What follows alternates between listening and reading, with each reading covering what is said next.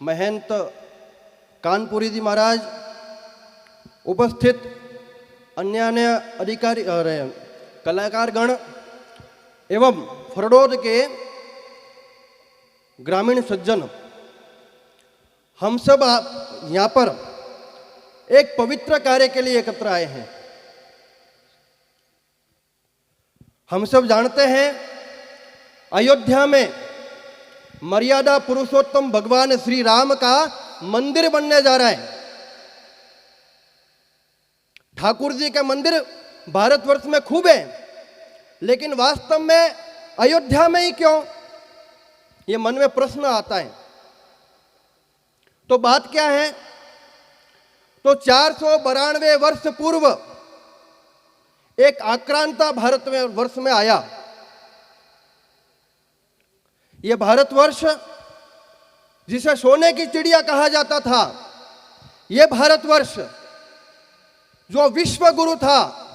मारवाड़ी में एक कहावत है, कहते हैं कि जद दुनिया में मिनक जनावर दोनों में ना भेद हो, तब भारत रा टाबरिया वेदारा मंत्र बोले हो। दुनिया में मिनक और जानवर में अंतर नहीं था। उस समय भारत में बच्चा बच्चा भी वेदों के मंत्र बोलता था, कपड़ा पहनता था। हमने दुनिया को कपड़ा पहनना सिखाया है, हमने दुनिया को बोलना सिखाया है, दुनिया को वसुधैव कुटुंबकम ऐसा संदेश देने वाला भारतवर्ष। हम मंदिरों में आरती करते हैं तो बोलते हैं धर्म की जय हो, अधर्म का नाश हो, विश्व का कल्याण हो। ऐसा विश्व कल्याणकारी एक मार्ग को लेकर चलने वाला भारतवर्ष और इस सनातन संस्कृति को, जिसने इस विदेशियों ने हमें हिंदू नाम दिया, इस हिंदू संस्कृति को नष्ट करने के लिए कुछ आक्रांता है, जिनमें से कुछ नाम तो अपन जानते हैं। ऐसी एक जातियां नहीं आई तो हुण, शक, कुषाण, यवन, फ्रांसीसी, डच और इस प्रकार की कई जातियां, जिनमें से एक जाति और आई जिसे हम मुगल कहते हैं। 492 वर्ष पूर्व एक बाबर नाम का आक्रांता अपने साथ में कुछ लुटेरों की टोली लेकर के आया। उद्देश्य था कि ये जो सोने की चिड़िया भारत है, इसको लूटना है। उसका उद्देश्य था कि सनातन संस्कृति को मिटा देना है। उसका उद्देश्य था कि जिस धर्म को मैं मानता हूं, उस धर्म को मानने वाले लोग इस धरती पर होने चाहिए। ऐसा ही कुविचार लेकर के वो आगे बढ़ा। जिस गांव में जाता, खेतों को जलाता, मंदिरों को तोड़ता, माताओं बहनों का अपमान करता, जो उसके धर्म को स्वीकार करता उसको तो बख्श देता, और जो नहीं स्वीकार करता उसको मौत के घाट उतारता। तो वो जब भारत में घूम रहा था तो उसने सुना, भारत के प्रत्येक व्यक्ति से के मुंह से सुना राम का नाम। तो उसने कहा कि इस भारत पर शासन करना है, इस भारत की संस्कृति को हमारे हाथ में लेना है, तो इस राम को मिटाना पड़ेगा। लेकिन उस मूर्ख को इतना ध्यान नहीं था कि एक मंदिर को तोड़ने से घट घट में बैठा हुआ राम नहीं मिटता है। ऐसा ही एक कुविचार लेकर के वो अयोध्या की तरफ प्रयाण करता है। हमारे देश के कई सारे राजे महाराजे उसका प्रतिकार करते हैं। अयोध्या में पहुंचता है। अयोध्या धर्म नगरी है। धर्म नगरी में कई सारे साधु संत और ऋषि मुनि रहते हैं, और कई सारे राम भक्तों ने मिलकर के और उस आक्रांता का विरोध किया। भयंकर युद्ध लड़ा गया और हमारे साधु संतों की खोपड़ियों को ठोकर मारता हुआ वो आक्रांता राम मंदिर पर उसने चढ़ाई की, मंदिर को तोड़ा और उसी मलबे से वहां पर मस्जिद का निर्माण कार्य शुरू किया। जब यह कालखंड घट रहा था, पूरे भारतवर्ष में इस विषय के बारे में चर्चा होने लगी। भारत के राजे महाराजे और कई सारे राम भक्त और साधु संत अयोध्या की तरफ प्रयाण करते हैं, और बाबर का सेनापति मीर बाकी उसके साथ में 4 युद्ध लड़े जाते हैं। और ऐसे भयंकर युद्ध के कारण वो पूरी मस्जिद तो नहीं बना सका, लेकिन एक मस्जिद नुमा ढांचा बन के रह गया। भारतवर्ष जब जब उस कलंक को देखता, खड़ा होता, शक्ति संजोता और फिर वापस उसके उस विरोध को कुचला जाता। भारतवर्ष में तब तक मुगल काल आ जाता है, दशकों बीत जाते हैं, सदियां चली जाती हैं, मुगल काल जाता है, ब्रिटिश काल आता है और लोकतंत्र भी आता है। और इस पूरे 492 वर्ष के कालखंड में पूरे 76 युद्ध लड़े जाते हैं और उन 76 युद्धों में हमारे देश के साधु संत और ऋषि मुनि, हमारे देश के राम भक्त, 4 लाख के आसपास हमारे राम भक्त अपनी आप की और आत्मक बलिदानी देते हैं, जिसके फलस्वरूप आज का अपन ये पुण्य अवसर देखते हैं। एक बार मैं व्हाट्सएप पर एक फोटो आया था, ऊपर महाराणा प्रताप और शिवाजी का फोटो था और नीचे लिखा हुआ था कि वैसे तो ये भगवान नहीं है, लेकिन अगर ये नहीं होते तो मंदिरों में भगवान नहीं होते, लेकिन अगर ये नहीं होते तो मंदिरों में भगवान नहीं होते। ऐसे महापुरुषों ने अपना रक्त बहाया है, तब जाकर के ये सनातन संस्कृति हम तक पहुंच पाई है, जो विश्व कल्याणकारी है। आज जो दुनिया अपने आप के दुख में डूबी हुई है, इसको केवल मात्र एक ही देश सुखी सुंदर दुनिया बना सकता है, वो केवल मात्र भारत देश है। और भारतवर्ष को भारतवर्ष बना सकता है तो वो हमारी सनातन संस्कृति है।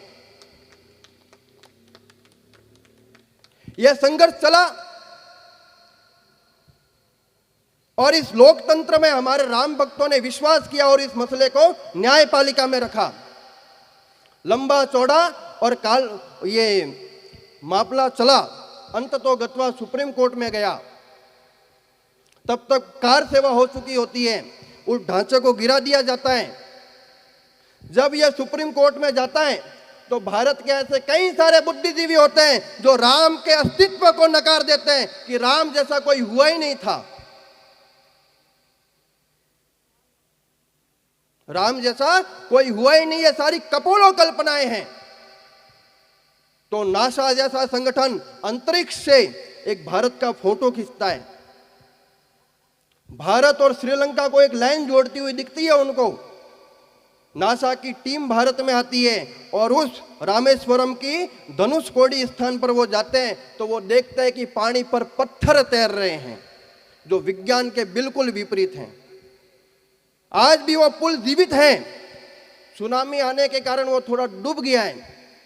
वहां का परीक्षण होता है तो विज्ञान कहता है कि ये पुल मानव द्वारा निर्मित है, प्रकृति से निर्मित नहीं है, और ये पुल 17.5 लाख साल पहले बनाया गया है। और हम सब जानते हैं, विज्ञान ने कहा कि ये पुल श्रेष्ठ इंजीनियरों ने बनाया है। तो वो श्रेष्ठ इंजीनियर कौन थे? तो भगवान श्री राम की सेना के 2 वानर नल और नील, उनके अस्तित्व को नकारा जाता है। पूछा जाता है कि राम अयोध्या में ही जन्मे, इसका प्रमाण क्या है? तो उसके नीचे खुदाई भी की जाती है। राम मंदिर का प्रांगण निकलता है, खंडित मूर्तियां निकलती है, बड़े बड़े खंबे निकलते हैं, एक कुआं निकलता है। और सनातन संस्कृति में रह रहे हमारे हिंदू समाज के राम भक्तों के श्रद्धा के एक केंद्र के रूप में जो राम मंदिर है, उस पूरी राम जन्मभूमि को हमारे रामलला को समर्पित की जाती है। वो जन्मभूमि मिलती है हमें। और सुप्रीम कोर्ट भारत सरकार को आदेश देता है कि तुरंत यहां पर ट्रस्ट का निर्माण किया जाए और राम मंदिर का निर्माण कार्य शुरू किया जाए। ट्रस्ट का निर्माण होता है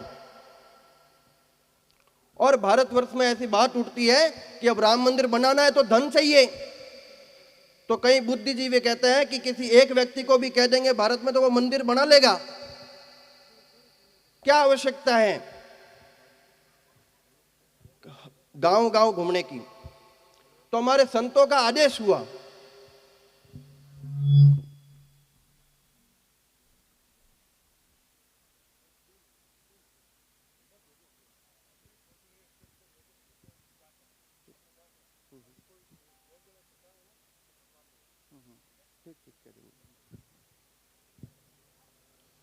और लंबा चौड़ा एक तंत्र बनता है, और उस तंत्र के अंतर्गत आज अपन यहां बैठे हैं। जब ये बात उठती है कि मंदिर बनाना है तो क्या कोई भी बना देगा? किसी भी टाटा बिरला को कह देंगे तो मंदिर बन जाएगा?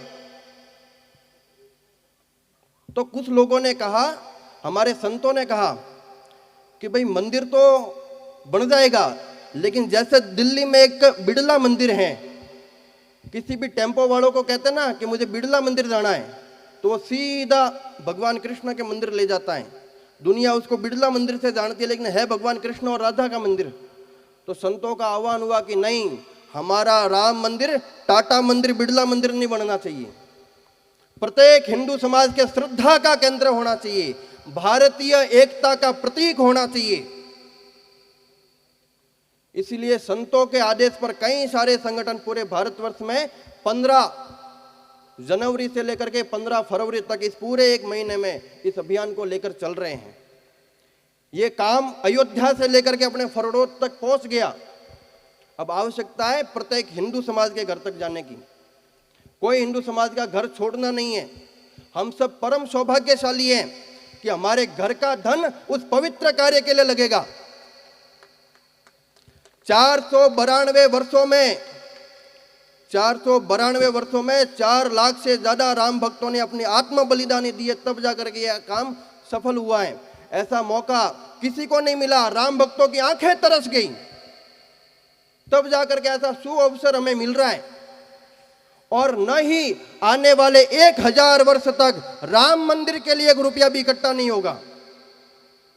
यह अभियान केवल मात्र 15 फरवरी तक है। हमारे गांव में जो टीम बनी है वो हमारे घर तक पहुंचेगी। हम सबको मिलकर के ये अभियान पूरा करना चाहिए। हमारे घर का धन वहां लगना चाहिए, इसी विश्वास के साथ कि हम सब ये काम करेंगे। देखिए, इसमें मैंने कुछ ऐसे शब्द बोले, बाबर का नाम लिया, लेकिन वास्तव में जो हमारे मुसलमान भाई है वो हमारे देश के निवासी है, वो हमारे भाई हैं, वो कोई दूसरे नहीं है। हमारा हिंदू समाज नहीं होगा जो मुसलमानों का विरोध करेगा या कट्टरता फैलाएगा।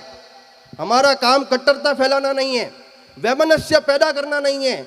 देखो, 2 बार कार सेवा हुई थी, और उन दोनों बार कार सेवाओं में उधर अयोध्या में लगभग 150 से 200 मस्जिदें, किसी मस्जिद के हाथ नहीं लगाया। भारत के कोने कोने से कार सेवक गए थे, भारत के किसी भी मस्जिद के हाथ नहीं लगा, केवल वहीं बाबरी ढांचे पर हाथ लगाया था, क्योंकि वो हमारे संस्कृति का प्रतीक वहां पर बनना चाहिए था।